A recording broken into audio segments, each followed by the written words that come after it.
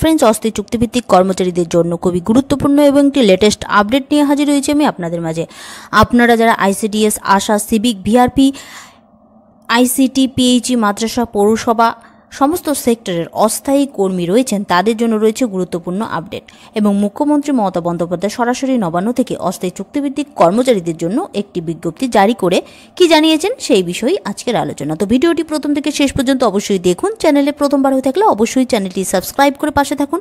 Already যারা চ্যানেলটি subscribe করে রেখেছেন তাদেরকে জানাই অসংখ্য ধন্যবাদ। তো চলুন ভিডিওর মূল আলোচনাতে চলে যাই।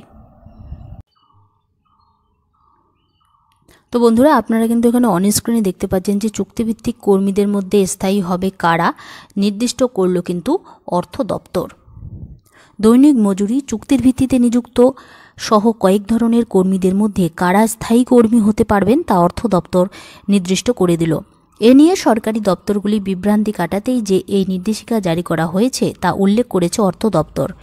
স্থায়ী কর্মীদের বেতন হয় HRMS রিসোর্স ম্যানেজমেন্ট ব্যবস্থার মাধ্যমে, অন্যদের তা হবে না। অর্থ দপ্তর জানিয়েছে যে কর্মীদের কোনো উদ্দেশ্যে একসময় নিযুক্ত করা হয়েছিল তাদের চাকরি থাকবে এমন পরিস্থিতি থাকলে তাদের HRMS ব্যবস্থার মাধ্যমে বেতন দেওয়া যাবে। এর মধ্যে দৈনিক মজুরি ও চুক্তিভিত্তিক কর্মী ছাড়াও আরও দুই শ্রেণীর কর্মীর কথা উল্লেখ করা হয়েছে। 2011 সালের সেপ্টেম্বর মাসে অর্থ দপ্তর কিছু অস্থায়ী কর্মীর চাকরির মেয়াদ 60 বছর পর্যন্ত করে দিয়েছিল। তাদের নির্দিষ্ট বেতন, ছুটি, অবসরের পর এককালীন টাকা দেওয়ার ব্যবস্থাও করা হয়।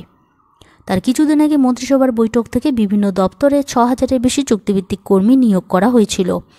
এই কর্মীদের ওই সুবিধার আওতায় আনা হয়। পরবর্তীকালে সরকারিভাবে বেশ কিছু কর্মী নিয়োগ করে তাদের এই সুবিধাগুলি দিয়েছে। বামফ্রন্ট সরকারের আমলে সরকারি নিয়ম মেনে নিযুক্ত অস্থায়ী কর্মীদের একাংশকেও এর আওতায় আনা হয়। পরবর্তীকালে এই ধরনের কর্মীদের বেতন, অবসরকালীন প্রাপ্য বেড়েছে। চুক্তিভিত্তিক গ্রুপ ডি কর্মীদের প্রারম্ভিক বেতন প্রথমে 6700 টাকা ছিল, তা বেড়ে এখন প্রায় 12000 টাকা হয়েছে। এর বাইরে সরকারি দপ্তরে বহু অস্থায়ী কর্মী কাজ করেন। এই কর্মীদেরও চুক্তিভিত্তিক দৈনিক মজুরির ভিত্তিতে নিয়োগ করা হয়েছে। বহু বছর ধরে সরকারি দপ্তরে কাজ করলেও অনেক কম টাকা বেতন পান এমন অস্থায়ী কর্মীও সরকারি দপ্তরে প্রচুর সংখ্যায় আছেন। অস্থায়ী কর্মীদের বেতন স্থায়ী কর্মীদের মতো HRMS ব্যবস্থার মাধ্যমে দেওয়ার জন্য অর্থ দপ্তর কয়েক বছর আগে নির্দেশ দিয়েছিল। তবে কোনো অস্থায়ী কর্মীদের HRMS এর আওতায় আনা হবে তা নিয়ে বিভ্রান্তি তৈরি হয়েছিল। অর্থ দপ্তর জানিয়েছে, কোনো অফিস বিশেষ প্রয়োজনে অস্থায়ী ভিত্তিতে বা নির্দিষ্ট সময়ের জন্য কর্মী নিয়োগ করতে পারে। এই কর্মীদের বেতন HRMS ব্যবস্থার মাধ্যমে হবে না।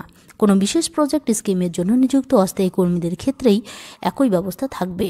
প্রজেক্ট স্কিমগুলি যতদিন চলবে তার উপর ওই কর্মীদের চাকরির স্থায়িত্ব নির্ভর করবে। ওই কর্মীদের বেতন বিল HRMS এর বদলে কোনো হেড থেকে দিতে হবে তা নির্দিষ্ট করে দেওয়া হয়েছে।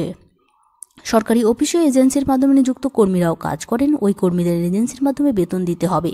এজেন্সির বিল কোন হেডে হবে সেটাও জানানো হয়েছে বিজ্ঞপ্তিতে। সরকারি অফিসে এখন বহু তথ্য প্রযুক্তি কর্মী কাজ করেন যাদের এজেন্সির মাধ্যমে নিয়োগ করা হয়েছে। তথ্য প্রযুক্তি কর্মীদের HRMS ব্যবস্থার মধ্যে আনার নির্দেশ কয়েক মাস আগে জারি করে অর্থ দপ্তর। কিন্তু কোনো তথ্য প্রযুক্তি কর্মীদের ক্ষেত্রে এটা কার্যকর হবে তা বিভ্রান্তি থাকায় অনেক অর্থ দপ্তর এই কাজ এখনও করতে পারেনি।